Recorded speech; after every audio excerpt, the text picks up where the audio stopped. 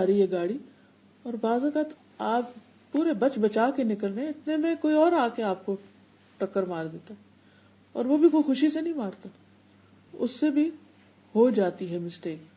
کیوں ہوئی؟ کوئی کنفیوژن ہو گئی، اس کا اندازہ کوئی غلط ہو گیا، یا وہ سو گیا، کوئی بھی وجہ ہو سکتی. اب ایک حادثہ تھا، پیش آ گیا. اب اگر یہ حادثہ پیش آ گیا ہے، اب کیا جائے؟ تو سب سے پہلا خیال یہ آنا چاہیے کہ یہ اللہ کی مرضی سے ہوا ہے. اللہ جو چاہتا ہے وہ ہوتا ہے، اور جو نہیں چاہتا وہ نہیں ہوتا. قرآن مجید میں آتا ہے وَمَا تَشَاءُونَ إِلَّا أَن يَشَاءَ اللَّهُ رَبُّ الْعَالَمِينَ، اور تم چاہ نہیں سکتے مگر وہی کچھ جو اللہ رب العالمین چاہے. یعنی ایک بندے کی چاہت ہوتی ہے اور ایک رب کی چاہت ہوتی ہے، اور ہوتا وہ ہے جو رب کی چاہت ہوتی ہے. وہ کیوں ہوتی؟ اس لیے کہ وہ رب ہے. اگر اس کی مرضی نہ چلے اور ہماری چلے تو پھر کیا ہوگا؟ پھر تو ترتیب ہی بدل جائے گی. تو اس لیے ہونا تو وہ ہے جو وہ چاہے گا. اب بعض اوقات اس کی چاہت ہمیں بڑی پسند آ جاتی ہے، ہماری بھی وہی چاہت ہوتی، لیکن بعض اوقات وہ ہماری چاہت نہیں ہوتی، ایک کانفلکٹ سا آ جاتا ہے. ہم کچھ اور چاہتے ہیں، اللہ تعالیٰ کچھ اور چاہتا ہے، اور وہ ہوا جو اللہ نے چاہا، اور وہ ہمارے لیے بہت بڑی مشکل ہو گئی. مثلا ہم نہیں چاہتے کہ ہمارا کوئی عزیز، قریبی، پیارا ہم سے جدا ہو، فوت ہو کر یا کسی بھی اور وجہ سے، لیکن اس کو ہونا ہے. اللہ کی چاہت یہ کہ وہ ہو جائے، اور وہ ہو جاتا ہے. اب جیسے یوسف علیہ السلام حضرت یعقوب سے جدا ہو گئے، حالانکہ ان کو آپس میں بہت زیادہ محبت تھی، باپ کو بھی بیٹے سے محبت تھی، بیٹے کو بھی باپ سے محبت تھی. اب بظاہر تو یہ بڑا ہی مشکل فیصلہ ہے، بڑی ہی تکلیف دہ صورتحال ہے، لیکن اب کیا کیا جائے؟ اب یہ تو اللہ کا حکم تھا. اب جو کچھ بھی ہوتا ہے، جیسے ابھی سورۃ القیامہ میں آپ سن رہے تھے، کلا بل تحبون العاجلہ وتذرون الآخرہ، تم جلدی ملنے والی چیز سے محبت کرتے ہو اور جو بعد میں آنے والی ہے اس کو چھوڑ دیتے ہو. ایک تو اس کا معنی ہے کہ جلدی سے مراد دنیا، اور آخرت سے مراد آخرت، ہیئر آفٹر. اور ایک اس سے مراد یہ ہے کہ جو چیز آج ملنے والی ہے ہم اس کو پریفر کرتے ہیں، ادھار کی بجائے نقد چاہتے ہیں. تھوڑا بھی ملے آج مل جائے، فوری مل جائے، جلدی چاہتے ہیں، عاجلہ چاہتے ہیں. اور اللہ تعالیٰ بڑی چیز دینا چاہتا ہے اور بعد میں دینا چاہتا ہے. اب سوچئے یوسف علیہ السلام کے کیس میں ہی کہ اگر وہ اپنے والدین کے گھر رہتے اور بھائیوں کی یہ چپکلیں ساری زندگی چلتی رہتی تو وہ محبت کے ایلیمنٹ کو تو تسکین ملتی رہتی کہ باپ بیٹا ایک دوسرے کو دیکھ رہے ہیں، قریب ہیں، تسلی ہے، تسکین ہے، روز کے معاملے ڈسکس ہو رہے ہیں، آج بھائی نے یہ کر دیا، آج اس نے یہ کر دیا، تو وہ ایک دوسرے کی شکایت کر کے سین چلتا رہتا ہے. لیکن اینڈ آف دا ڈے اس سے حاصل کیا ہوا؟ حاصل کیا ہوتا؟ ذرا سوچئے. اگر وہ اسی سچویشن میں رہتے تو کیا حاصل ہوتا؟ کچھ بھی نہیں، وہیں کہ وہیں رہتے. اللہ سبحانہ و تعالیٰ ان کو اس سچویشن سے نکال لے گیا. وہ میتھڈ بڑا تکلیف دہ تھا کہ بھائیوں نے کنویں میں پھینکا، ہارٹ بریکنگ ہے، لیکن اس میں بھی ایک خیر ہے، کیونکہ اس کے علاوہ کوئی اور چارہ نہیں تھا. اگر وہ اس میں نہیں پھینک دے تو وہ دوبارہ مل جاتے، وہ خود ہی گھر آ جاتے. تو وہاں ڈالا گیا کہ جہاں سے نہ وہ خود آ سکتے تھے، نہ باپ جا کے ڈھونڈ سکتے تھے، نہ کسی کو بھیج کے منگوا سکتے تھے. تو چونکہ ڈپارٹ کرنا ہی تھا، جدا کرنا ہی تھا، اس لیے ایسے طریقے پر کہ انسان کے بس سے باہر نکل جائے معاملہ. اب آپ دیکھیے کہ وہ ایجپٹ پہنچ جاتے ہیں، جو اس وقت کا بہت ہی دنیاوی اعتبار سے سویلائزڈ اور بہت ترقی یافتہ ملک تھا.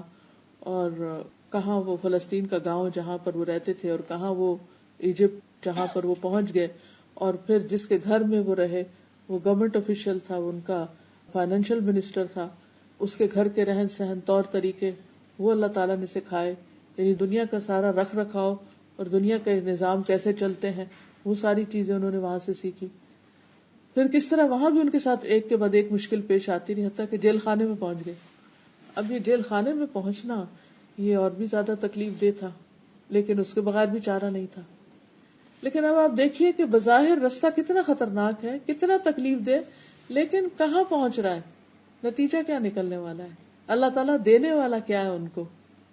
ان کو اللہ تعالیٰ نے نبوت بھی عطا کی، خوبصورتی بھی عطا کی، اچھا اخلاق بھی عطا کیا، اور پھر دنیاوی حکومت بھی عطا کی، سب کچھ. یعنی ایک انسان کسی چیز کا جو تصور کر سکتا ہے کہ اسے دنیا میں ملے، وہ سب کچھ مل گیا ان کو. لیکن کن راستوں سے ملا، کن کٹھن راستوں سے، کن مشکل راستوں سے ہوتے ہوتے وہ وہاں تک پہنچے. یہ تو ایک مثال ہے. ایسے ہی موسیٰ علیہ السلام کی مثال بھی کہ کس طرح ان کی ماں ان کو پانی میں ڈال رہی ہیں اور کس طرح وہ اپنے مقام تک پہنچتے ہیں. تو کہنے کا مقصد یہ ہے کہ بعض اوقات اللہ تعالیٰ ہمیں ایسی تکلیف دہ صورت میں ڈال دیتا ہے، ایسی مشکل میں ڈال دیتا ہے کہ جو ہمارے لیے بہت ہی ناگوار ہوتی، ہمیں بہت ہی ناپسند ہوتی، لیکن اللہ تعالیٰ سے بڑھ کر کوئی ہمارے لیے مہربان بھی نہیں. وہ الٹیمیٹلی ہمارے لیے فائدے کی ہوتی، مگر ہم اپنے شارٹ سائٹڈنس کی وجہ سے اس کو سمجھ نہیں پاتے، جس کے نتیجے میں ہم پریشان ہوتے ہیں. سارے غم کی وجہ یہ ہوتی ہے کہ ہمیں اس مشکل یا اس دلدل میں پھنسنے کی وجہ سمجھ نہیں آ رہی ہوتی کہ اس سے نکلنے کا، کیونکہ ہم تو ہوپلیس ہو چکے ہیں. فوراً ہم دل چھوٹا کر بیٹھتے ہیں اور ہم کہتے ہیں بس ہم تو ختم، اب تو ہمارے ساتھ کچھ اچھا نہیں ہونے والا، دنیا اندھیر ہو گئی. تو پہلی چیز جو بندے کو مشکل پیش آنے پر سوچنی چاہیے وہ یہ کہ یہ اللہ کا فیصلہ، اللہ نے میرے لیے یہی چاہا، اور اللہ کی چاہت میری اپنی چاہت سے زیادہ بہتر ہے. اس کی اس میں کوئی نہ کوئی حکمت ہے، مصلحت ہے، اس نے یہ میرے مقدر میں رکھا ہے اور اس میں ضرور کچھ بھلا ہے. اللہ کا فیصلہ کبھی بھی ظلم پر مبنی نہیں ہو سکتا. بس اس وقت انسان اعتماد کر لے اللہ کے فیصلے. اب ایک اور سچویشن آپ دیکھیے، حضرت ابراہیم علیہ السلام، ان کی شادی حضرت سارہ سے ہوئی جو اس وقت مسلمان ہوئی، اور پھر بعد میں جب وہ ایجپٹ گئے اور اس بادشاہ نے حضرت سارہ کو پکڑا جس سے پھر وہ چھوٹ گئی. وہ بھی ان کی ایک کرامت تھی کہ وہ ان کے ساتھ برا ارادہ رکھتا تھا لیکن اللہ تعالیٰ نے اسے کامیاب نہیں ہونے دیا. تو اس کے بعد جب انہوں نے ان کو چھوڑا تو ساتھ حضرت ہاجرہ بھی تحفے کے طور پر دے دی. تو بعد میں حضرت ہاجرہ سے حضرت ابراہیم نے شادی کی، ان کے بچے نہیں تھے. حضرت ہاجرہ کا بیٹا اسماعیل پیدا ہوا. تو جب وہ دودھ پیتا بچہ تھا تو روایات میں اس طرح آتا ہے کہ حضرت سارہ بہت سخت ناراض ہوئی اور وہ کہتے کہ میں ان کو برداشت نہیں کر سکتی، آپ ان کو یہاں سے لے جائیں. اللہ سبحانہ وتعالیٰ کے حکم سے حضرت ابراہیم حضرت ہاجرہ کو لے کر مکہ میں آ گئے اور وہاں پر ان کو لابس آیا جہاں ان کے پاس ایک چھاگل پانی کے سوا کچھ نہیں تھا، اور وہ بھی ایک دن ختم ہو گیا، اور دودھ پیتا بچہ تھا. اور وہ جب چھوڑ کے جا رہے تھے تو انہوں نے پوچھا کہ کیوں چھوڑ کے جا رہے ہیں، یہاں تو کوئی بھی نہیں ہے. کہنے لگے کہ کیا اللہ کے حکم سے؟ کہا اللہ کے حکم سے.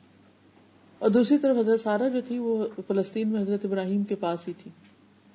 اب آپ دیکھیے کہ حضرت ہاجرہ کی بہت بڑی قربانی، حضرت سارہ کی نسل سے بھی ایک امت پیدا ہوتی ہے اور حضرت ہاجرہ کی نسل سے بھی ایک امت پیدا ہوتی ہے. حضرت ہاجرہ کی اولاد میں سے ہیں حضور صلی اللہ علیہ وسلم، اور حضرت سارہ کی اولاد میں سے بنی اسرائیل. یعنی اگر انسان پیچھے تک جائے تو جس کی قربانی بڑی، جس کی آزمائش بڑی، جس کا صبر بڑا، اس کا انعام بھی بڑا. اللہ تعالیٰ قرآن مجید میں وعدہ کرتے کہ انما یوفی الصابرون اجرہم بغیر حساب، بغیر حساب. صبر کرنے والوں کو ان کا اجر بے حساب، ان لمیٹڈ ملتا ہے.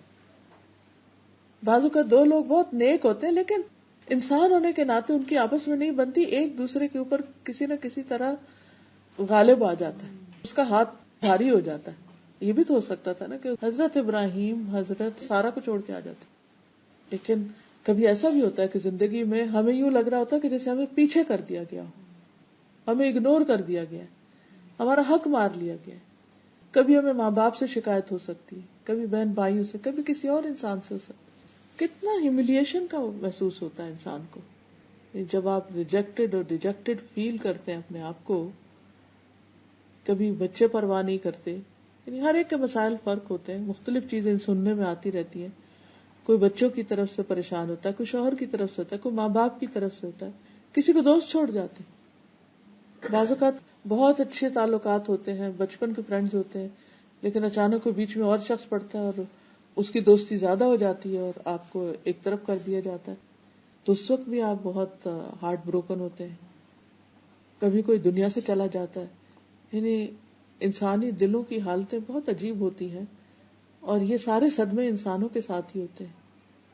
تو ایسی صورت میں جب بھی انسان یہ سمجھے کہ اس کا حق مارا گیا ہے یا اسے اگنور کر دیا گیا ہے یا اس کے ساتھ اچھا نہیں ہوا, تو اسے بھی اپنے حق میں اچھا ہی سمجھے, کیونکہ اللہ سبحانہ وتعالیٰ کسی پر ذرے برابر بھی ظلم نہیں کرتا, ذرے کے برابر بھی ظلم نہیں کرتا. اس سے بڑھ کر کوئی عدل کرنے والا ہے ہی نہیں. اس لیے کبھی بھی انسان کو یہ نہیں سوچنا چاہیے کہ میرے ساتھ اللہ نے اچھا نہیں کیا, اٹس ناٹ فیئر. نہیں, یہ کہنا چاہیے کہ اللہ مجھے سمجھ میں نہیں آ رہا کہ یہ میرے ساتھ کیوں ہو رہا ہے. کبھی آپ کی ہیلتھ ایشوز ہو جاتے ہیں, سب ٹھیک چل رہا ہوتا ہے کہ اچانک کوئی ایسی بیماری آ جاتی ہے کہ انسان اس کو ایکسپٹ نہیں کرتا. تو یہ جو پریشانیوں کی یا تکلیف دہ چیزوں کی یا ناپسندیدہ چیزوں کی ایکسپٹنس ہوتی ہے, یہ بہت مشکل کام ہوتا ہے. لیکن اس وقت انسان کو سوچنا یہ چاہیے کہ اللہ نے میرے مقدر میں یہ لکھا تھا اور میرے ساتھ یہ ہونا تھا اور وہ ہو گیا. قرآن مجید میں آتا ہے قُلْ لَن يُصِيبَنَا إِلَّا مَا كَتَبَ اللَّهُ لَنَا هُوَ مَوْلَانَا. کہہ دیجئے اگر کوئی مصیبت آئے گی تو وہی آئے گی جو اللہ نے مقدر میں لکھی ہے, وہ ہمارا مولا ہے, وہ ہمیں تنہا نہیں چھوڑے گا. ایک اور جگہ پر آتا ہے مَا أَصَابَ مِن مُصِيبَةٍ مَا أَصَابَ مِن مُصِيبَةٍ إِلَّا بِإِذْنِ اللَّهِ. کوئی مصیبت نہیں آتی مگر اللہ کے اذن سے آتی. وَمَن يُؤْمِن بِاللَّهِ يَهْدِ قَلْبَهُ. اور جو اللہ پر ایمان رکھتا ہے, اعتماد کرتا ہے, ٹرسٹ کرتا ہے, بھروسہ کرتا ہے, اللہ اس کے دل کو ہدایت بخش دیتا ہے, اس کا دل اچھا کر دیتا ہے. ایک دفعہ وہ طوفان آتا ہے, گھٹن کا دور آتا ہے, پریشانی ہوتی ہے, لیکن پھر ٹھیک ہو جاتا ہے. اور اللہ ہر چیز کو جاننے والا ہے, ہر چیز کا علم ہے اس کے پاس. عبداللہ کہتے ہیں اس آیت کی تفسیر میں کہ یہ وہ شخص ہے کہ اگر اس پر کوئی مصیبت آ پڑے تو وہ اس پر بھی راضی رہتا ہے اور سمجھتا ہے کہ اللہ ہی کی طرف سے میرے رب نے بھیجی, تو اس کا ایکسپٹنس لیول زیادہ ہوتا ہے. اب آپ دیکھیے کہ جب آپ کا کسی پر ٹرسٹ ہوتا ہے تو وہ اگر آپ کے ساتھ کوئی ڈانٹ ڈپٹ بھی کر دے یا کوئی آپ کے ساتھ سختی کی بات بھی کر لے تو آپ مائنڈ نہیں کرتے. کیوں؟ کیونکہ آپ اس کے لیے اچھا گمان رکھتے ہیں. آپ سوچتے ہیں کہ یہ دل کا بہت اچھا ہے, یہ ویسے ہی اس کی عادت ہے, ایسے کر دیتا ہے, تو آپ اس کو معاف کر دیتے ہیں, آپ اس سے درگزر کر جاتے ہیں. لیکن جس پر آپ کا اعتماد نہیں ہوتا اور جس پر آپ ٹرسٹ نہیں کرتے یا جس سے آپ کو اندیشہ ہوتا ہے کہ یہ ظلم کرے گا, تو اس کی اچھی بات بھی آپ کو دھوکا لگتی. تب یہ ڈپینڈ یہ کرتا ہے کہ ہمارا اللہ سبحانہ تعالیٰ سے تعلق کیسا ہے, کہ اس پر ایمان ہے, اعتماد ہے کہ وہ ہر حال میں ہمارے ساتھ اچھا کرے گا اور ہمارے لیے اسی میں بہتری ہے. اور واقعی مشکلات میں بھی جیسے اللہ تعالیٰ فرماتے ان مع العسر یسرا, تنگی کے ساتھ آسانی بھی ہوتی. ان مشکلات کے اندر کوئی نہ کوئی خیر بھی ہوتی. بعض اوقات وہ خیر دنیا میں نظر آ جاتی ہے اور بعض اوقات وہ آخرت میں نظر آتی ہے, لیکن آتی ضرور ہے. اور پھر یہ بھی یاد رکھنا چاہیے ہمیں کہ تقدیر پر ایمان لانا بھی ضروری ہے, کیونکہ تقدیر پر ایمان لائے بغیر ایمان مکمل نہیں ہوتا. رسول اللہ صلی اللہ علیہ وسلم نے فرمایا کوئی بندہ اس وقت تک مومن نہیں ہو سکتا جب تک اچھی اور بری تقدیر پر ایمان نہ لائے, یہاں تک کہ وہ جان لے کہ جو چیز اسے ملنے والی تھی وہ اس سے چوک نہیں سکتی تھی اور جو چیز اس سے چوک گئی وہ کسی صورت اسے مل نہیں سکتی تھی. مثلاً انسان کو دنیا میں کسی فائدے کی, کسی ایسی چیز کی توقع ہوتی ہے کہ وہ اسے حاصل ہوگی, لیکن فار سم ریزن وہ اس کو نہیں ملتی. کہیں رشتہ ڈالا ہوتا ہے, انسان کو پورا یقین ہوتا ہے کہ یہ ہو جائے گا اور آخری مرحلے پر بات ختم ہو جاتی ہے, تو اس وقت انسان کا ظاہر دل ٹوٹتا ہے, اس کو تکلیف ہوتی ہے, اس کی توقعات ختم ہوتی ہیں, تو اٹس ویری پینفل. ایک شخص ڈگری کرنے والا تھا, سب کچھ ہو گیا, آخری پیپر نہیں دے سکا, پیپر سب کچھ ہو گیا, وائوا نہیں دے سکا, صرف اس ایک اتنے سے یعنی 1% چیز کی وجہ سے اس کا کیریئر مارا گیا. میں جانتی ہوں ایک ڈاکٹر کو کہ جنہوں نے سب کچھ کر لیا, صرف ایک سرجری کا کوئی پیپر تھا آخری, اس میں تھوڑا سا حصہ نہیں کر سکے 1-2 اٹمپٹس کے باوجود بھی, اور بالآخر انہیں کوئی اور بزنس کرنا پڑا, لیکن وہ بزنس کہیں زیادہ بہتر تھا ان کے حق میں. شاید وہ سیکھ لیتے, پاس ہو جاتے, کسی کی جان لینے کا ذریعہ بن جاتے, کوئی آخرت خراب ہو جاتی. اللہ ہی بہتر جانتا ہے کہ ان کے اندر کیا کمی تھی کہ جس کی وجہ سے اتنے سالوں کی محنت ان کی بالکل ہی ختم ہو کے رہ گئی. تو کئی دفعہ ایسے بھی ہوتا ہے کہ انسان نے خواب کوئی اور دیکھے ہوتے ہیں لیکن وہ سارے بکھر جاتے ہیں, کچھ سے کچھ ہو جاتا ہے, حالات کچھ اور طرف لے جاتے ہیں انسان کو. تو ایسی صورت میں بھی انسان کو یہی سوچنا چاہیے کہ یہ میرے حصے میں نہیں تھی چیز, یہ میرے مقدر میں نہیں تھی, اور اس پر ایمان رکھنا ایمان کا حصہ ہے. کیونکہ یہاں تک کہا گیا کہ یہاں تک کہ وہ جان لے, یعنی تقدیر پر ایمان کا مطلب کیا ہے کہ انسان جان لے کہ جو چیز اسے ملنے والی تھی وہ اس سے چوک نہیں سکتی تھی, اور جو اس سے نہیں ملی وہ اس کو ملنے والی تھی نہیں. تو تکلیف آتا ہے جو ہی انسان یہ سوچتا ہے نا کہ یہ مجھے نہیں ملنے والی تھی, یہ میری تھی نہیں, تو بس دل کو ٹھنڈک پڑنے لگتی کہ جو چیز میری تھی نہیں تو بس میں اللہ کی رضا پہ راضی, اللہ کے فیصلے پر راضی. ایک اور حدیث میں آتا ہے کہ رسول اللہ صلی اللہ علیہ وسلم نے فرمایا, کوئی بندہ اس وقت تک مومن نہیں ہو سکتا جب تک 4 چیزوں پر ایمان نہ لے آئے. اس بات کی گواہی دے کہ اللہ کے سوا کوئی عبادت کے لائق نہیں, اور بے شک میں اللہ کا رسول ہوں, اور اس نے مجھے حق کے ساتھ بھیجا ہے. موت پر ایمان لائے, موت کے بعد دوبارہ زندہ ہونے پر, اور تقدیر پر ایمان لائے. یعنی یہ ساری چیزیں ایمان کا حصہ ہیں. اگر ان میں سے کسی ایک چیز پر بھی ایمان نہیں تو اس کا ایمان ناقص ہے, اور اگر ایمان ناقص ہے تو اعمال بھی ناقص ہو جاتے ہیں, اعمال کا بھی فائدہ نہیں ہوتا, ساری ایفرٹس بیکار ہو جاتی ہیں, کیونکہ ایمان ہر چیز سے پہلے. پھر اسی طرح ایک اور روایت میں بھی آتا ہے کہ کوئی شخص اس وقت تک مومن نہیں ہو سکتا جب تک وہ اچھی بری تقدیر پر ایمان نہ لائے. تو ایسے وقت میں انسان کو پھر کیا کرنا چاہیے؟ قدر اللہ, اللہ کی قدر, اللہ کا فیصلہ, وما شاء فعل, اور جو اس نے چاہا کیا, یہ اللہ کا فیصلہ تھا. کوئی فوت ہو جائے تو انسان کیا کہے؟ اللہ کا فیصلہ تھا. کوئی چیز نہیں ملی, اللہ کا فیصلہ. کچھ جل گیا, کچھ ٹوٹ گیا, کچھ کھو گیا, اللہ کا فیصلہ تھا. اور جب انسان یہ سوچ لیتا کہ یہ اللہ کا فیصلہ تھا تو اس کے دل کو ٹھنڈک پڑ جاتی ہے. دوسری چیز وہ یہ کہ مشکل آنے پر انسان یہ سوچے کہ اللہ سبحانہ و تعالی ہر چیز کو دیکھ رہا ہے, ہر چیز کا نگران ہے, اور میں اللہ کا بندہ ہوں. وہ معبود ہے, میں بندہ ہوں, میں غلام ہوں. یہاں اس دنیا میں اس کی مرضی چلنی, میری نہیں چلنی. اب جیسے آپ کے گھروں میں سرونٹس ہوتے ہیں, تو کیا آپ جو کچھ انہیں کہتے ہیں یہ کرو یہ کرو, وہ سب ان کی پسند کا ہوتا ہے؟ سب ان کی مرضی کا ہوتا ہے؟ سب ان کی خوشی کا ہوتا ہے؟ نہیں ہوتا. لیکن وہ کیوں کرتے ہیں؟ کیونکہ وہ یہ سمجھتے ہیں کہ ہم یہاں غلام ہیں. وہ کہتے ہیں پنجابی میں نوکر کی تے نخرا کی. تو ہم بھی اللہ کے غلام ہیں, پھر نخرا کس بات کا؟ جو حکم ملا سر تسلیم خم, کچھ دیا تو بھی شکر, لے لیا تو بھی شکر اور صبر, کیونکہ ہم بندے ہیں. اور شکر بھی عبادت ہے, صبر بھی عبادت ہے. عبادت صرف نماز پڑھنا ہی نہیں ہے, یہ سارے ہارٹ کے ایکشن جو ہیں یہ بھی عبادت کا حصہ ہے. تو انسان ہمیشہ یاد رکھے کہ چونکہ اللہ مالک ہے اس لیے فیصلہ اس کا نافذ ہونا ہے. میں مملوک ہوں, میں غلام ہوں, میں بندہ ہوں, تو میرا حکم نہیں چلے گا.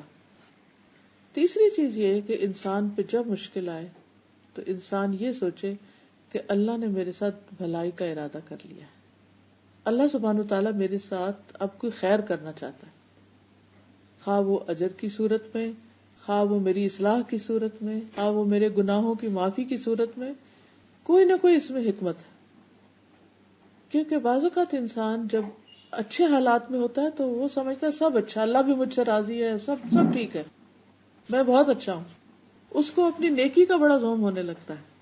لیکن جب اس کی مرضی کے خلاف کوئی چیز ہوتی ہے تو پھر انسان کو ہوش آتی کہ اوہ مجھ میں کوئی غلطی ہے, پتہ نہیں میں نے کہیں کچھ غلط کیا, یعنی کچھ میرے منہ سے ایسا نکلا ہے, یا میں نے کسی کو ہرٹ کر دیا ہے, یا میں نے کسی کا کوئی حق مار دیا ہے کہ میرے ساتھ یہ ہوا ہے. تو اس وقت انسان فوراً ریئلائز کرنے لگتا ہے کہ اس میں بھی کوئی غلطی ہے, ورنہ اچھے حالات میں اپنی غلطیاں کم نظر آتی ہیں.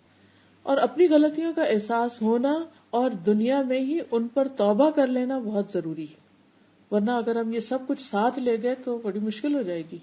تو اللہ تعالیٰ تکلیف بھیج کر ہمیں موقع دیتا ہے کہ ہم اپنی غلطیوں کی اصلاح کر لیں, توبہ کر لیں, معافی مانگ لیں, اور درجے میں اضافہ کر لیں، کیونکہ تکلیف آنے سے پھر درجات بھی بڑھتے ہیں.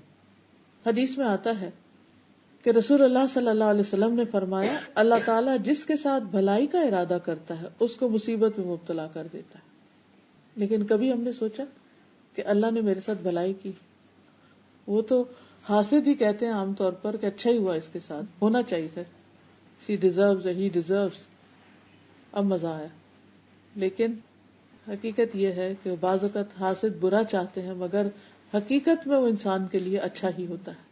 اور وہ تو سمجھتے ہیں کہ کسی کے نقصان کی صورت میں ان کو مزہ آ رہا ہے، لیکن جس کے اوپر تکلیف آتی ہے، جو اللہ کے فیصلے پر راضی ہوتا ہے، وہ اس تکلیف یا اس بخار یا اس پریشانی کے اندر مبتلا ہو کر جس طرح وہ صاف ہو رہا ہوتا ہے، جس طرح اس کا تزکیہ ہو رہا ہوتا ہے، جس طرح اس کے اندر کی بصیرت کی آنکھیں کھل رہی ہوتی ہیں، وہ عام حالات میں نہیں کھلتی، آرام میں نہیں کھلتی. جب اب دیکھیں کہ جیسے ہمارے جسم کو جب چوٹ لگتی ہے تو ہمارے جسم میں کیا ری ایکشن پیدا ہوتا ہے؟ سارا جسم جو ہے وہ الرٹ ہو جاتا ہے. اگر کوئی جرم اندر داخل ہو جائے تو جسم کا پورا ڈیفینسو سسٹم جو ہے وہ ایکشن میں آ جاتا ہے. اسی طرح روحانی طور پر جب ہم پر اٹیک ہوتا ہے تو ہمارا روحانی سسٹم بھی ایکشن میں آ جاتا ہے، اور اس وقت پتہ چلتا ہے کہ ہم کتنے نیک ہیں اور کتنے پانی میں. جب ہمیں کوئی ٹیسٹ ہی نہیں پڑا، کوئی مشکل ہی نہیں پیش آئی، تو ہم ہر چیز اچھا ہی کر رہے ہوں گے، ہمارا اخلاق بھی اچھا ہوگا.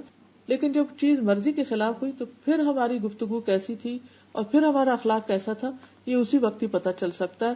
اور انسان اس وقت اپنے آپ کو بہت اچھی طرح جج کر سکتا ہے کہ انسان کہاں کھڑا ہے اور ابھی کتنی محنت کرنے کی اس کو ضرورت ہے اوپر جانے تک. ٹیسٹ نہ ہو تو پتہ نہیں چلتا کہ ہم کہاں کھڑے. کسی بھی چیز کا جائزہ لینے کے لیے، مثلاً بلڈ شوگر دیکھنے کے لیے یا اور جسم کا کولیسٹرول دیکھنے کے لیے، مختلف چیزوں کو دیکھنے کے لیے تو بلڈ ٹیسٹ ہوتا ہے. اور بلڈ ٹیسٹ کے لیے آپ کو بلڈ لیا جاتا ہے، بلڈ ڈرا کیا جاتا ہے. وہ سارا ایک پینفل عمل ہوتا ہے اور پھر ایک انگزائٹی بھی ہوتی ہے، پھر ایک نتیجہ آتا ہے. تو پھر آپ کو پتا چلتا ہے کہ اچھا اب میں یہاں کھڑا ہوں. انسان کی بیماریاں ٹیسٹ کے بغیر کہاں سے پتا چلتی ہیں؟ پہلے زمانے میں حکیم نبض سے دیکھتے تھے یا تھرمامیٹر لگا کے بخار وغیرہ چیک کر کے اندازہ کر لیا جاتا تھا. لیکن اب انویسٹیگیشنز کہاں تک جا پہنچی.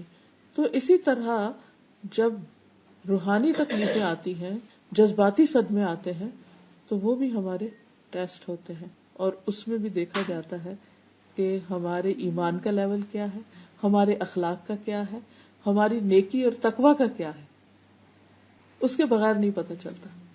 اور جو اس ٹیسٹ کو ایکسپٹ کر لیتا اور وہ اس سے گزر جاتا ہے تو پھر وہ اگر اپنا لیول بڑھانا چاہتا ہے تو پھر اس حصے میں ورک آؤٹ کرنا شروع کر دیتا ہے، محنت کرتا ہے اور پھر اس سے آگے بڑھتا ہے. رسول اللہ صلی اللہ علیہ وسلم نے یہ بھی فرمایا کہ مومن کا معاملہ بہت عجیب ہے، اس کے لیے ہر بات میں بھلائی ہے اور یہ مومن کے سوا اور کسی کے لیے نہیں. اگر اس پر خوشحالی آتی ہے تو شکر کرتا ہے اور وہ اس کے لیے بہتر ہے، اور مشکل آتی ہے تو صبر کرتا ہے اور وہ اس کے لیے بہتر ہے. پھر یہ بھی یاد رکھنا چاہیے کہ جتنی بڑی آزمائش ہوتی ہے اتنا بڑا انعام، اتنا بڑا اجر. نبی صلی اللہ علیہ وسلم نے فرمایا زیادہ ثواب بڑی آزمائش کے ساتھ. مانگنی نہیں چاہیے، لیکن اگر لمبی ہو جائے آزمائش یا تکلیف تو سمجھے کہ ثواب کمانے کا موقع آ گیا. بعض اوقات اللہ تعالیٰ نے ایک انسان کے لیے ایک بڑا مقام اور درجہ لکھ رکھا ہوتا ہے، وہ اللہ کی نگاہ میں بڑا ہوتا ہے، لیکن بندہ اتنی عبادت نہیں کر رہا ہوتا، اتنے اچھے کام نہیں کر رہا ہوتا کہ وہ اس درجے تک پہنچے جو اس کے لیے مقرر ہے. تو اللہ تعالیٰ اس کو کسی ٹیسٹ میں ڈال دیتا ہے. اب اس ٹیسٹ میں جب وہ صبر کرتا ہے، وہ اللہ کو پکارتا ہے، وہ دعائیں کرتا ہے، پھر ہم ایکسٹرا نفل پڑھنا شروع کر دیتے ہیں، ایکسٹرا صدقہ کرنے لگتے ہیں، روزے رکھنے لگتے ہیں، حج عمرے کرنے لگتے ہیں. تو اب کیا ہوا؟ جو عام حالات میں کبھی نہیں کرنے والے تھے. اگر کوئی برا خواب نہ ہے تو کون صدقہ کرے گا؟ ویسے اٹھ کے تھوڑی کریں گے. جب کوئی چیز پریشان کرنے لگتی ہے تو انسان فوراً سوچتا نہیں، صدقہ بلاؤں کو ٹالتا ہے تو کچھ نہ کچھ کر لو. اب اس سچویشن میں اللہ نے ڈالا، وہ خواب میں دکھایا یا عام حالات میں دکھا دیا یا کہیں بھی کچھ ہو گیا، تو اس کے بعد جو نیکیوں کی چین چلتی ہے وہ اس کے بغیر نہیں چلتی. تو پھر وہ انسان دوڑ لگانے لگتا ہے، پھر اس درجے تک پہنچ جاتا ہے. اچھا پھر چین نہیں، پھر وہاں پہنچ گئے نا، اللہ تعالیٰ پھر اس سے اوپر لے جانا چاہتا ہے، پھر ایک اور ٹیسٹ آ جاتا ہے، پھر اور. تو اسی لیے جو اللہ کے جتنے مقرب بندے ہوتے ہیں ان کے ٹیسٹ اتنے ہی زیادہ بھی ہوتے ہیں اور اتنے ہی مشکل بھی ہوتے ہیں. جو جتنے ہائی لیول پہ جانا چاہتا ہے اتنے زیادہ سخت امتحان پاس کرتا ہے. جس کو ایک عام چھوٹی موٹی نوکری چاہیے، سیکیورٹی گارڈ بننا ہے یا کوئی اور چھوٹا، تو اس کو چھوٹی موٹی ڈگری کافی. لیکن اگر اس کو کسی اعلیٰ مقام پہ پہنچنا ہے تو اس کے لیے آپ دیکھیں کہ پھر کسی بھی بڑی جگہ پر پہنچنے کے لیے کیسے کیسے امتحانوں سے لوگ گزرتے ہیں، اور اس کے بغیر وہ پہنچ ہی نہیں سکتے. کوئی اور طریقہ ہے ہی نہیں، کوئی شارٹ کٹ نہیں ہے. تو اس لیے حدیث میں آتا ہے کہ زیادہ ثواب بڑی آزمائش کے ساتھ ہے، زیادہ ثواب بڑی آزمائش کے ساتھ ہے. اور جب اللہ کسی قوم سے محبت کرتا ہے تو انہیں آزمائش میں مبتلا کر دیتا ہے. بس جو راضی ہو جائے اس کے لیے رضا ہے، اور جو ناراض ہو اس کے لیے ناراضگی مقدر ہو جاتی ہے. یعنی جو اللہ کی رضا پہ راضی ہو جائے کہ اللہ تعالیٰ آپ کی طرف سے ہے، میں صبر کرتا ہوں، تو اللہ بھی اس سے راضی ہو جاتا ہے. اور جو کہ کیا میں ہی رہ گیا تھا، اور تو سارے لوگ اچھے بنے، اور تو کسی کو یہ بیماری نہیں آئی، اور تو کسی پر تو یہ پریشانی نہیں آئی، تو میرے لیے کیوں؟ تو پھر اللہ تعالیٰ بھی اس سے ناراض ہو جاتا ہے. تو کسی حال میں بھی انسان کو ناراض نہیں اللہ سے ہونا چاہیے. کہنا چاہیے اللہ تو زیادہ جانتا ہے اور میں نہیں جانتا، تیرے ہر فیصلے میں خیر ہے، حکمت ہے، مصلحت ہے، تیرا کوئی بھی کام فضل سے خالی نہیں، کیونکہ اللہ تعالیٰ نے لکھ دیا ہے کہ اس کی رحمت اس کے غضب پر حاوی ہے. تو جب اس کی رحمت زیادہ ہے تو اس میں بھی کوئی رحمت کا پہلو ہے جو مجھے سمجھ میں نہیں آ رہا. کبھی زندگی میں لیٹر آن سمجھ آ بھی جاتا ہے. پھر اسی طرح نیک لوگوں کی آزمائش زیادہ ہوتی ہے. ہم سمجھتے ہیں برے لوگوں کی آزمائش ہوتی، یعنی جب کسی پہ کوئی تکلیف آتی ہے تو ہم سوچتے ہیں اچھا اس نے کچھ خرابی کی ہوگی نا، تو اب پکڑ ہو گئی اس کی. جبکہ امتحان نیک لوگوں پر زیادہ آتے ہیں. ابو سعید خدری کہتے ہیں، انہوں نے کہا اللہ کے رسول صلی اللہ علیہ وسلم، لوگوں میں آزمائش کے لحاظ سے سخت کون ہوتا ہے؟ فرمایا انبیاء. جیسے نبی صلی اللہ علیہ وسلم پر سب سے زیادہ تکلیفیں آئیں. پھر انہوں نے کہا پھر کون؟ فرمایا علماء. عرض کیا پھر کون؟ آپ نے فرمایا نیک لوگ. ان میں سے کسی کو چیچڑوں اور جوؤں سے آزمایا جاتا ہے، یعنی بعض اوقات جسمانی بیماریاں لگ جاتی ہیں. جیسے حضرت ایوب علیہ السلام جو تھے، ان کے جسم میں کہتے ہیں کہ زخموں کی وجہ سے کیڑے بھی پڑ گئے تھے اور وہ گرتے تھے باقاعدہ. سب ان کو چھوڑ گئے تھے، کوئی بھی گھر میں نہیں تھے سوائے ان کی بیوی کے جو ان کے لیے کھانا پکا لاتی تھی، ان کے لیے کچھ لے آتی تھی، کھانا پکا دیتی. لیکن اللہ کے اس بندے کے منہ سے 18 سال تک کوئی بھی شکوے کی بات نہیں نکلی. کہا اللہ میں راضی ہوں تجھ سے. اور پھر اللہ تعالیٰ نے پوری تکلیف ختم کر دی، اہل و عیال بھی دیے اور پہلے سے دگنا مال دیا. یہاں تک آتا ہے کہ وہ نہا رہے تھے تو ان پر سونے کے پتنگوں کی بارش ہونے لگ گئی. اتنا اللہ نے نوازا، کیونکہ پہلے ان کے پاس ہر طرح کا مال و دولت تھا اور نبوت بھی تھی، دنیا کی ہر چیز تھی ان کے پاس. تو شیطان نے کہا کہ ہاں آپ کیوں اللہ کی عبادت نہیں کریں گے، آپ کو تو سب کچھ ملا ہوا ہے. تو اللہ تعالیٰ نے ان کو امتحان میں ڈال دیا کہ بھلا ان سے اگر سب کچھ لے لیا جائے تو بھی یہ کریں گے کیا؟ یہ مال و دولت کی وجہ سے عبادت کر رہے تھے، کیونکہ بعض اوقات لوگ صرف دنیا حاصل کرنے کے لیے عبادت کرتے ہیں یا اس کو باقی رکھنے کے لیے، اللہ کی رضا کے لیے نہیں کرتے. تو اس پر بھی اللہ تعالیٰ کبھی آزما لیتا ہے.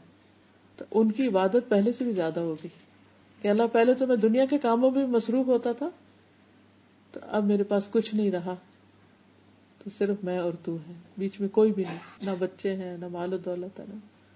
تو اللہ سبحانہ تعالیٰ ان پر اتنا راضی ہوا کہ دنیا میں ہی ان کو پہلے سے دگنا عطا کر دیا. قرآن مجید میں اس کا ذکر آتا ہے.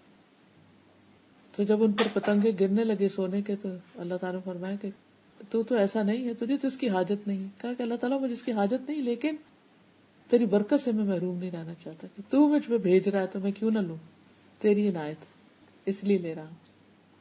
تو حقیقت یہ ہے کہ فرمایا کہ ان میں سے بعض کو جوؤں سے آزمایا گیا، یہاں تک کہ وہ اسے قتل کر دیتی. بعض اوقات ایسے انفیکشنز ہو جاتے ہیں یا ایسی بیماریاں لگ جاتی ہیں کہ جو انسان کے لیے موت کا سبب بن جاتی. تو لوگ ایسے لوگوں کے بارے میں برا سوچنے لگتے ہیں کہ اچھا اس کو یہ جو خطرناک بیماری لگی ہے نا، یہ اس نے کوئی گناہ کیے ہوں گے تو اس وجہ سے. نہیں، بعض اوقات اللہ تعالیٰ اپنے نیک بندوں کو ویسے ہی آزمائش میں ڈال دیتا ہے. کسی کو فقر سے آزمایا جاتا ہے کہ اس کا رزق نہیں کھلتا، یہاں تک کہ وہ چھوٹی سی قمیص کے سوا کچھ نہیں پاتا.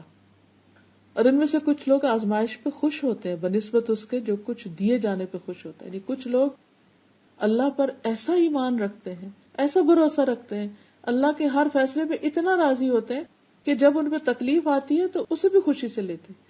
جس کو کہتے ہیں نا، جس سے محبت ہوتی ہے تو وہ کچھ بھی کرے تو اس کی ہر بات ہی اچھی لگتی ہے. وہ کہتے ہیں نا، گالیاں کھا کر بھی بد مزہ نہ ہو. یعنی اگر محبوب کی طرف سے گالیاں بھی پڑی تو بھی خوش ہوئے کہ کوئی تو تعلق شو کیا، چاہے گالیوں کا ہی تھا.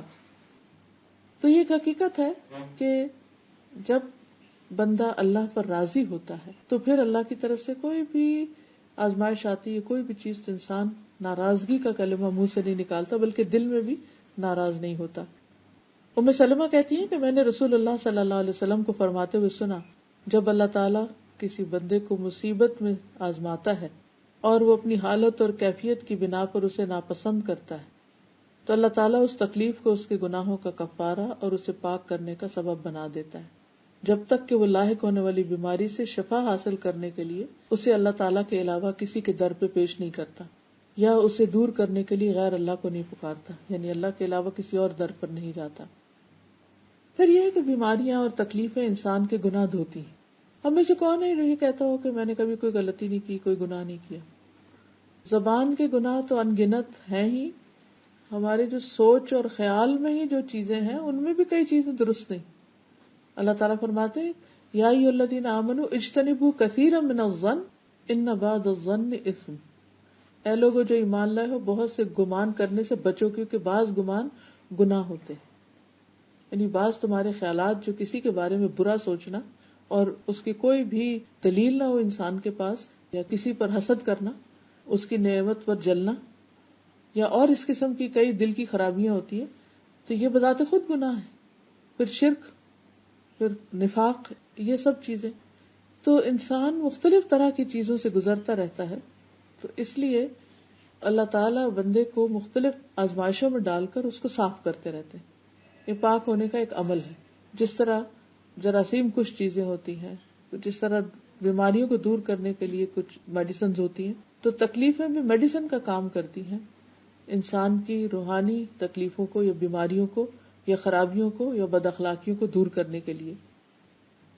نبی صلی اللہ علیہ وسلم نے فرمایا مسلمان پر کوئی مصیبت، بیماری، رنج و غم یا تکلیف ایسی نہیں آتی یہاں تک کہ اگر ایک کانٹا بھی چبھتا ہے تو اس کے بدلے اس کے گناہ معاف کر دیے جاتے ہیں. اللہ تعالیٰ اس کو صاف کر دیتا ہے. پھر اسی طرح یہ ہے کہ اس کا درجہ بلند ہونے لگتا ہے. جنت کے درجے 100 درجے. تو اب انسان پر ہے کہ وہ کس درجے میں جانا چاہتا ہے. جہاز میں تو عام طور پر 2 یا 3 درجے ہوتے ہیں نا، اکانومی کلاس ہے یا بزنس ہے یا فرسٹ کلاس ہے. تو انسان کیا چاہتا ہے؟ تو جنت کے معاملے میں کیا چاہتا ہے؟ کہیں بھی جگہ مل جائے، اکانومی میں سب سے پیچھے سیٹ مل جائے، جہاز میں نہیں. دنیا میں تو انسان کبھی بھی پیچھے نہیں رہنا چاہتا، حالانکہ وہ سفر کتنا ہوتا ہے، 2 گھنٹے کا، 3 4 زیادہ تو کتنا 10-12 گھنٹے کا. لیکن آخرت تو ہمیشہ کی زندگی ہے. اس میں انسان کیوں چاہتا ہے کہ بس کہیں بھی اٹک جاؤں؟ وہ تو ہمیشہ کا گھر ہے. جب کوئی نیا علاقہ آتا ہے ہم کہتے ہیں ہاں یہ زیادہ کمفرٹیبل ہے، یہاں بکنگ کرا لو. ہر روز نئی آپشن سامنے آتی ہے تو انسان ان کی طرف دیکھتا رہتا ہے. تو اگر دنیا کے چند روزہ زندگی کے لیے انسان یہ سوچتا ہے تو آخرت کے لیے اسے کیا سوچنا چاہیے، کہاں تک پہنچنا چاہیے. تو جب انسان تکلیف سے گزرتا ہے تو لا محالہ اس کے درجے بلند ہوتے ہیں. اللہ تعالیٰ ایک آدمی کے لیے بلند مرتبہ کا فیصلہ کرتا ہے لیکن وہ اپنے اعمال کی وجہ سے نہیں پہنچ رہا ہوتا تو اللہ تعالیٰ مسلسل ایسی آزمائشوں سے آزماتا ہے جنہیں وہ ناپسند کرتا ہے، یہاں تک کہ وہ اپنے اس مرتبے تک پہنچ جاتا ہے، وہ اسے وہاں تک پہنچا دیتی. پھر اسی طرح یہ کہ جب تکلیف آئے یا مشکل پیش آئے تو انسان کو اللہ تعالیٰ کی حکمت کا سوچنا چاہیے کہ اللہ تعالیٰ کا کوئی بھی فیصلہ نہ ظلم پر مبنی ہے اور نہ ناسمجھی پر. ہر چیز کے اندر بہت بڑی وزڈم ہے، ہمیں نظر نہیں آ رہی تو بعض اوقات بعد میں سمجھ آ بھی جاتی ہے کہ اچھا اللہ تعالیٰ نے اس وجہ سے ہمیں اس چیز سے روک دیا. آپ کوئی بزنس کرنا چاہ رہے ہوتے ہیں، کہیں اور رہنا چاہ رہے ہوتے ہیں یا کچھ، لیکن یعنی ہر معاملے میں چاہے وہ پسند کا نہ ہو اس کے خیر کے پہلو، یعنی پازیٹیو تھنکنگ ہونی چاہیے انسان کی. نبی صلی اللہ علیہ وسلم نے فرمایا ابن آدم 2 چیزوں کو ناپسند کرتا ہے، موت کو، حالانکہ مومن کے لیے وہ فتنوں سے بہتر ہے.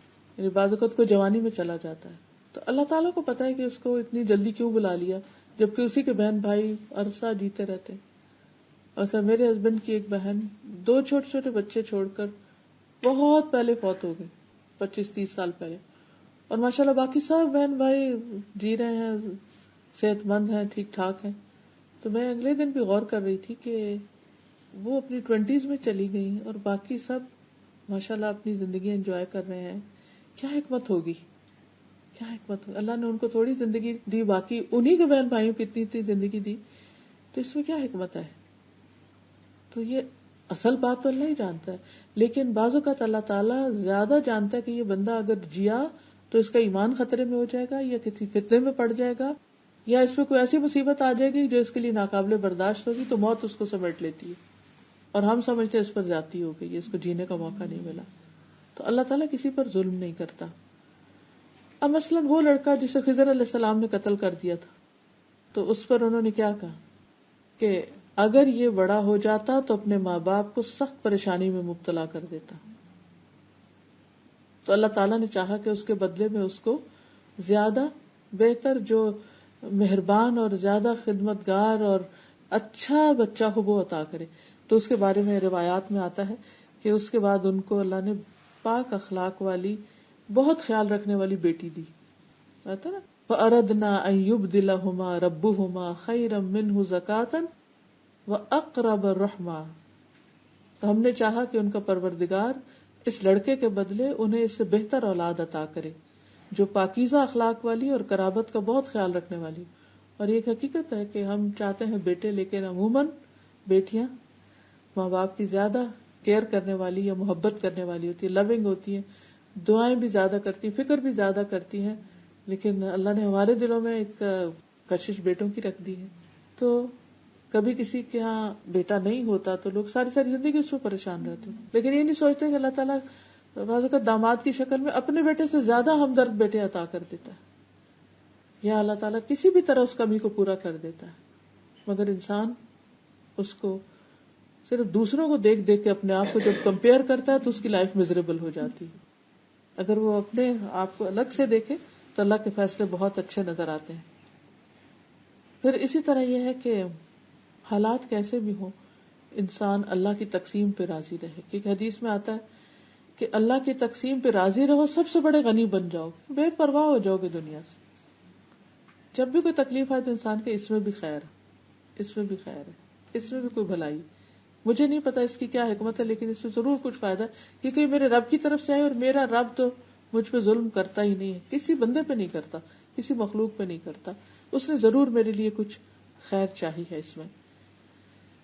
پھر اسی طرح یہ ہے کہ جو شخص اللہ کے رب ہونے پہ راضی ہو گیا اور محمد صلی اللہ علیہ وسلم کے رسول ہونے پہ راضی ہو گیا، اس کے لیے جنت واجب ہوگی. پل صراط پر وہ لوگ بہت امن سے گزر جائیں گے جو صبح و شام پڑھتے ہیں رضیت باللہ ربا وبالاسلام دینا وبمحمد نبیا. کہ اللہ میں تیرے فیصلوں پہ راضی، جو تو نے دیا اس پہ بھی راضی، جو تو نے نہیں دیا اس پہ بھی راضی، جو تو نے دے کر لے لیا اس پہ بھی راضی، میں ہر حال میں راضی. تو جو اللہ سے راضی ہو گیا اللہ اس سے راضی ہو جائے گا، اور جس سے اللہ راضی ہو گیا اس کو آگ سے بچا لے گا اور اس کو جنت الفردوس میں داخل کر دے گا، اور دنیا میں بھی برکت اور وسعت عطا کرتا ہے. مسند احمد کی روایت ہے، نبی صلی اللہ علیہ وسلم نے فرمایا اللہ تبارک و تعالیٰ نے اپنے بندے کو جو کچھ دے رکھا ہوتا ہے اس میں وہ اس کا امتحان لیتا ہے. سو جو شخص اللہ عز و جل کی تقسیم پر راضی ہو جائے اللہ اسے برکت اور وسعت دے دیتا ہے، اور جو راضی نہ ہو اس کو برکت نہیں ملتی. یعنی اگر تھوڑا ملا انسان کو تو انسان کڑتا رہے کہ تھوڑا کیوں تو اس کا دل گھٹن کا شکار رہے گا. لیکن اگر راضی ہو جائے تو وہ تھوڑا بھی بہت لگنے لگے گا، اس میں بھی وہ خوش رہے گا. پھر اسی طرح ایک درجہ اور بھی ہے اس سے آگے کا، صرف راضی نہیں رہنا بلکہ اللہ کی تعریف کر. کچھ اللہ کے مقرب بندے ایسے ہوتے ہیں کہ جب ان کو تکلیف پہنچتی ہے تو اس پر بھی وہ اللہ کا شکر کرتے ہیں. کیوں؟ وہ کہتے ہیں شکر اس سے بڑی تکلیف نہیں آئی، کیونکہ ہر تکلیف سے بڑی تکلیف بھی آ سکتی تھی. کچھ ٹوٹ گیا، کوئی ایکسیڈنٹ ہو گیا، کچھ ہو گیا، تو وہ اس کو دیکھتے ہیں کہ اس سے زیادہ کیا تکلیف تھی، وہ چھوٹی کو دیکھ کے اللہ کی رضا سے راضی ہو جاتے. پھر اسی طرح الحمدللہ کہہ کے صبر کرتے ہیں. پھر حتیٰ کہ اللہ تعالیٰ جب مومن بندے کی جان لے رہا ہوتا ہے تو وہ اس حال میں بھی اللہ سے راضی ہوتا ہے کہ اللہ تیرا فیصلہ اس وقت میرے حق میں دنیا سے جانے کا ہی بہتر. بعض بیماریوں میں انسان کو پتہ چل جاتا ہے کہ اب دن تھوڑے رہ گئے، ویسے تو کسی کو بھی نہیں پتا، لیکن کچھ بیماریاں تو پھر لے جا ہی موت کی طرف رہی ہوتی، کلرز ہوتی. اس صورت میں انسان جب اللہ کے فیصلوں پر راضی ہوتا ہے تو نبی صلی اللہ علیہ وسلم نے فرمایا کہ مومن کی روح جب اس کے دونوں پہلوؤں سے نکلتی ہے تو اللہ کی تعریف کر رہا ہوتا ہے. اللہ کو یاد کر رہا ہوتا ہے، اللہ کا ذکر کر رہا ہوتا ہے، اور اس حال میں وہ امن میں، سکون میں چلا جاتا ہے۔ نبی صلی اللہ علیہ وسلم کو جب کوئی نعمت ملتی تو کہتے الحمدللہ الذی بنعمتہ تتم الصالحات، اللہ کا شکر جس کی نعمت یا فضل کی وجہ سے اچھے کام سر انجام پاتے ہیں، اور تکلیف آتی تو کہتے الحمدللہ علی کل حال، اللہ کا شکر ہے ہر حال پر۔ پھر اسی طرح انسان اللہ تعالیٰ سے دعائیں بھی کرتا رہے کہ اللہم انی اسألک الرضا بعد القضاء، اللہ تقدیر کے آنے کے بعد تجھ سے رضا مانگتا ہوں کہ اللہ مجھے راضی ہونے کی توفیق دے۔ کچھ چیزوں کو تو ایکسپٹنس آسان ہوتی ہے، لیکن کچھ چیزوں پر ایکسپٹنس آسان نہیں ہوتی، انسان ایکسپٹ نہیں کر پاتا ان کو، تو اس سے دعا کرنی چاہیے کہ اللہ تو مجھے ایکسپٹنس دے دے۔ پھر اسی طرح یہ ہے کہ انسان کو تکلیف آنے پر راضی ہونے کا مطلب یہ نہیں کہ انسان دعا نہ کرے کہ مجھے صحت ملے، یا بیماری چلی جائے، یا مالی پریشانی چلی جائے، یا اولاد کی طرف سے، نہیں، دعا کرتا رہے، کیونکہ دعا تقدیر کو بدل دیتی، اور دعا عبادت ہے۔ ویسے انسان دعائیں کرتا ہے لیکن اس جان سے نہیں کرتا، تکلیف آتی ہے تو جاندار دعائیں کرتا ہے، اور وہ بہترین عبادت ہے، عبادت کا نچوڑ ہے دعا، تو وہ اس کی عبادتوں کے اور اجر کے درجے بڑھتے چلے جاتے ہیں۔ رسول اللہ صلی اللہ علیہ وسلم نے فرمایا قضا کو صرف دعا ہی بدل سکتی، اور نیکی کے علاوہ کوئی چیز عمر کو نہیں بڑھا سکتی، یعنی جو چاہتا نا کہ زندگی لمبی ہو تو اسے چاہیے کہ وہ اچھے اچھے کام کرتا رہے۔ رسول اللہ صلی اللہ علیہ وسلم نے یہ بھی فرمایا جو مسلمان اپنا چہرہ اللہ کے سامنے گاڑ کر کسی چیز کا سوال کرتا ہے، یعنی خوب توجہ سے دعا کرتا ہے، غافل ہو کے نہیں، تو بس اللہ تجھ سے ہی لینا ہے، لے کے ہی اٹھنا ہے، تو اللہ تعالیٰ اسے ضرور وہ چیز عطا کر دیتا ہے، خواہ جلدی کرے یا اپنے پاس ذخیرہ کر لے، لیکن وہ سن لی جاتی ہے۔ دعا اس چیز کے بارے میں بھی فائدہ دیتی ہے جو نازل ہو چکی ہے، اور اس چیز کے بارے میں بھی جو ابھی نازل نہیں ہوئی۔ کوئی مصیبت آنے والی ہوتی ہے تو انسان کے دل میں ایسے گھبراہٹ سی ہونے لگتی ہے، اور انسان دعائیں کرنے لگتا ہے تو مصیبت جو ہے وہ واپس چلی جاتی۔ اور خاص طور پر رنج و غم کے وقت جو دعائیں بتائی گئی ہیں، ایاک نستعین میں ایک چیپٹر بھی ہے رنج و غم کی دعائیں، تو ان میں سے جو یہ دعا ہے اللہم انی امتک بنت امتک بنت عبدک ناصیتی بیدک ماض فی حکمک عدل فی قضاؤک اسألک بکل اسم هو لک سمیت به نفسک او انزلتہ فی کتابک او علمتہ احد من خلقک او استأثرت به فی علم الغیب عندک ان تجعل القرآن العظیم ربیع قلبی ونور بصری وجلاء حزنی وذہاب ہمی وغمی۔ تو اللہ تعالیٰ کا وعدہ ہے کہ وہ اس کے رنج کو ضرور خوشی میں تبدیل کر دے گا، یعنی اس کا غم ضرور چلا جائے گا۔ پھر اسی طرح حضور صلی اللہ علیہ وسلم مصیبت کی سختی سے پناہ مانگتے تھے، پھر پریشانی کے وقت کہتے اللہم لا سہل الا ما جعلتہ سہلا وانت تجعل الحزن سہلا اذا شئت، اللہ کوئی کام آسان نہیں مگر جسے تو آسان کر دے، اور تو جب چاہتا ہے مشکل کو آسان کر دیتا ہے۔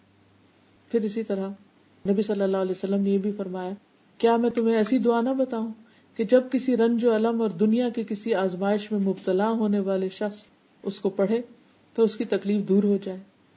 کہا گیا کیوں نہیں؟ فرمایا وہ مچھلی والے کی دعا ہے لا الہ الا انت سبحانک انی کنت من الظالمین۔